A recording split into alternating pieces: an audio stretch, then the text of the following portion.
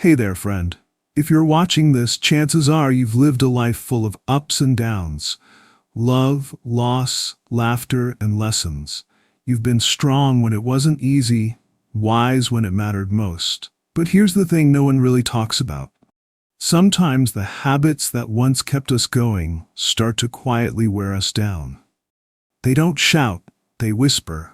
Little things like sitting too long, eating like we used to, brushing off small aches, they feel normal, even comforting. But over time, they take a toll on our energy, our memory, and the freedom to live life on our terms. And by the time we notice, we're left asking, why do I feel so tired? Why don't I feel like myself anymore? The truth is, you haven't failed. No one warned you.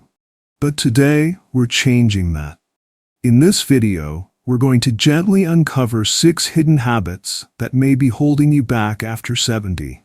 And more importantly, we'll talk about how to let them go. Not with guilt, not with fear, but with clarity, compassion, and a quiet kind of courage. So go ahead, get comfortable. This is your time. Let's talk heart to heart and take the first step toward feeling more like you again. Habit number 1. Letting go of strength-based movement. Let's talk about one of the most common and most misunderstood habits after 70. It starts with good intentions. You feel a little more tired, your knees ache, your balance isn't what it used to be. Maybe you had a fall or a close call. So naturally, you slow down, you rest more. You avoid anything that feels risky. But here's the surprising truth. Avoiding movement doesn't protect you. In fact, it slowly weakens you. Your muscles aren't just there to help you move. They are your silent guardians. They keep you steady, upright, independent. And when you stop using them, you don't just lose strength. You begin to lose the little freedoms you might not even notice until they're gone. Things like standing up without help, climbing stairs without grabbing a railing, or simply walking into the kitchen without feeling wobbly. Let me share a story with you. Lucas is 83, strong-minded, independent, but after a small fall in the backyard, he got scared. He stayed close to his recliner, kept to short walks. He told himself he was just being safe. But over time, he felt himself slipping, physically and emotionally. Then, with the help of a kind and patient physical therapist, everything started to change. No gyms, no machines, no pressure, just simple 5-minute routines. Standing up from a chair without using his hands, lifting soup cans while waiting for the kettle to boil, practicing balance near the kitchen counter. And you know what? After 2 months, he wasn't just stronger. He felt confident again. Because that's what strength really gives you. Not just muscle, but freedom, dignity, and peace of mind. This isn't about lifting heavy weights or working out for hours. It's about using the strength you still have so you don't lose it. Even small movements, done daily and with intention, can restore what time tries to take away. So if you've been telling yourself, I'm just too old for this, I want you to try flipping that thought around. Say to yourself, I want to stay strong so I can stay free. You don't have to do a lot, you just have to start. Because strength is your spark, and it's never too late to light it back up.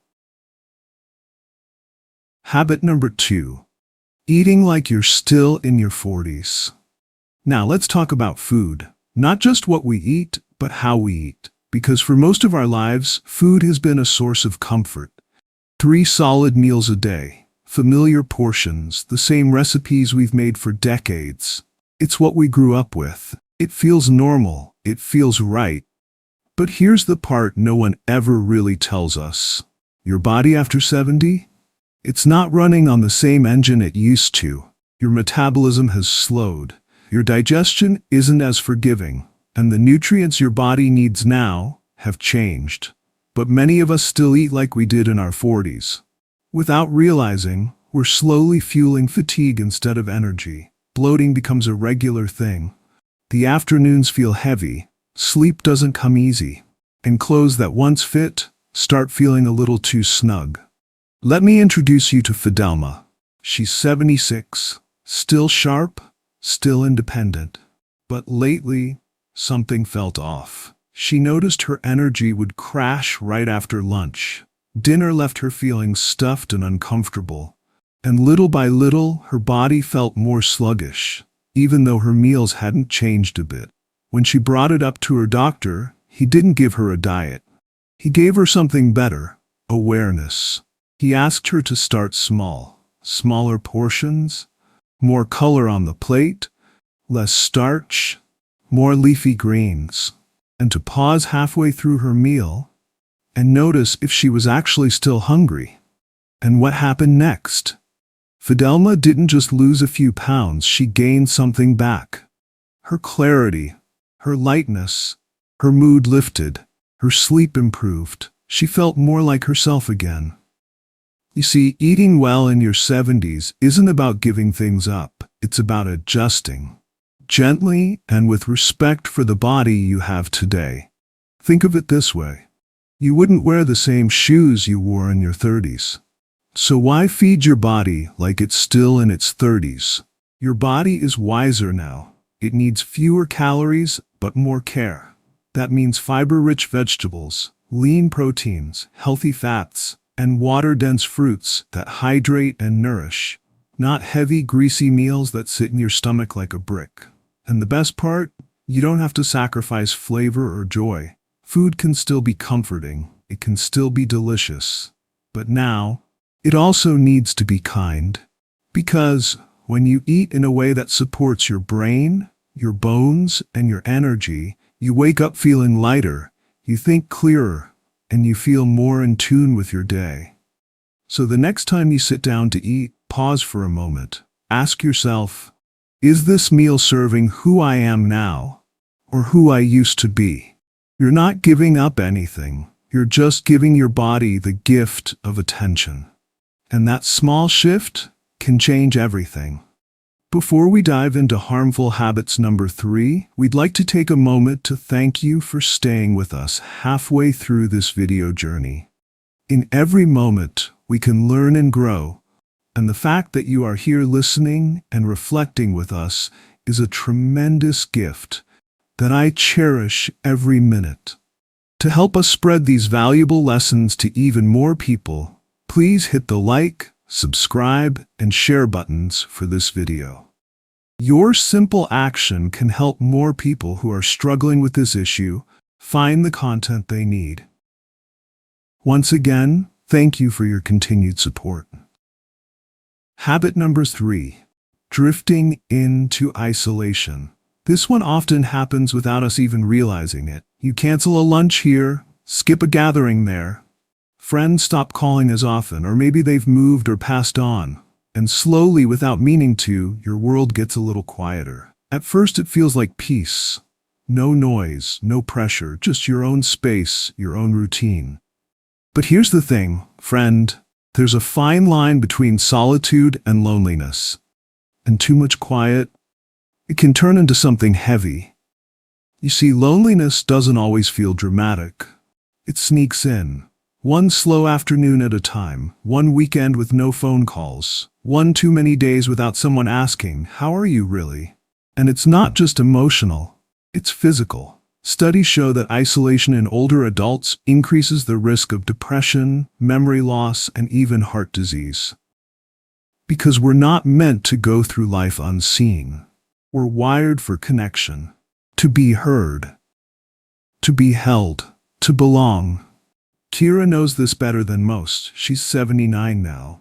When her husband passed away, she told herself she just needed space, so she pulled back. 1 month became 2, then a year. She stopped seeing friends, stopped laughing the way she used to. Her days started to blur together. Her memory felt foggy, and she began to feel invisible, even to herself. Then one day, her daughter gently encouraged her to try a local senior yoga class. Just once. Not for the exercise, though that helped, but because of the people. A friendly smile, a light joke before class, someone saying, "See you next week." And just like that, color returned to her world.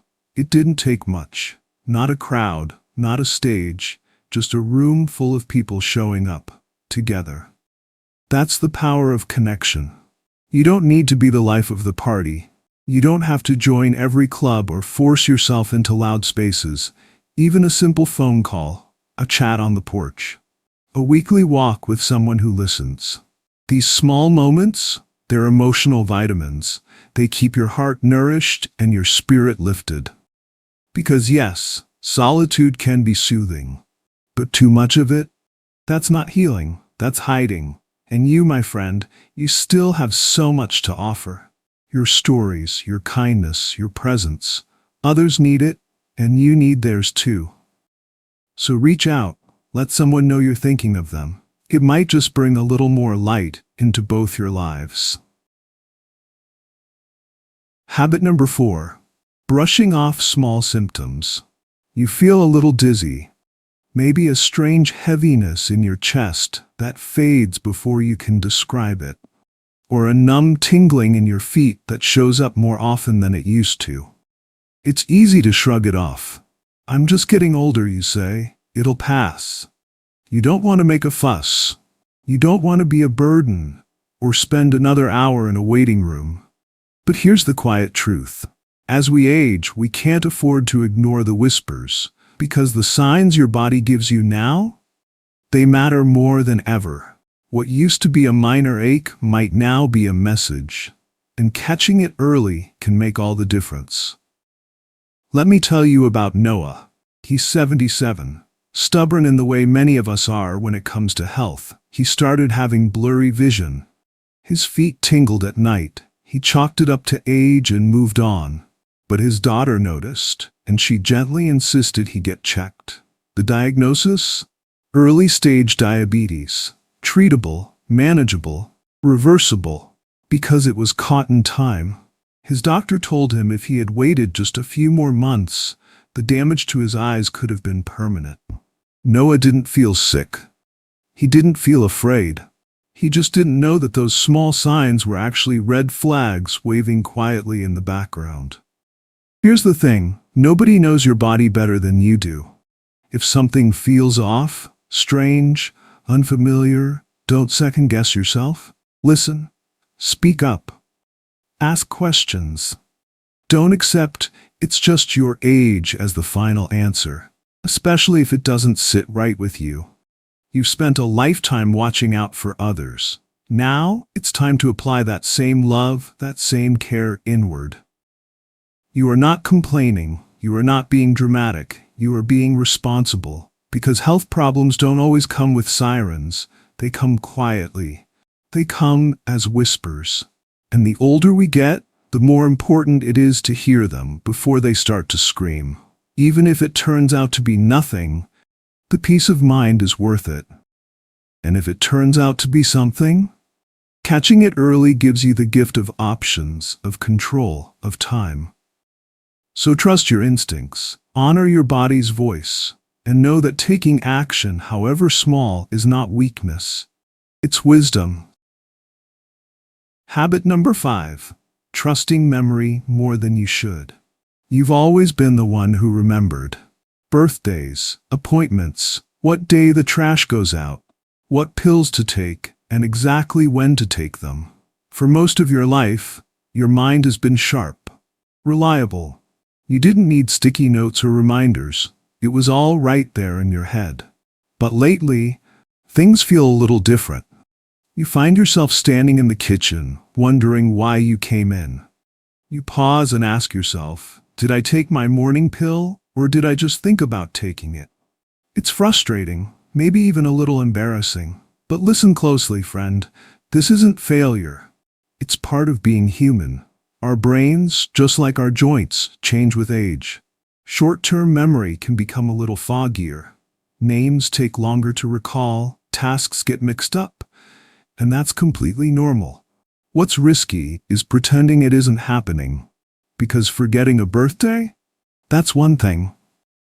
But forgetting whether you took your blood pressure meds or missing a doctor's appointment? That can have real consequences. Let me tell you about Robert. Robert is 75, always known for his razor-sharp memory.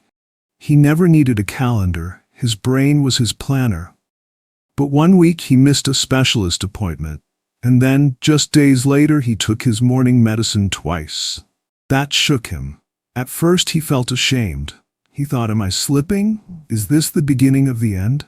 But instead of giving in to fear, he made a small change.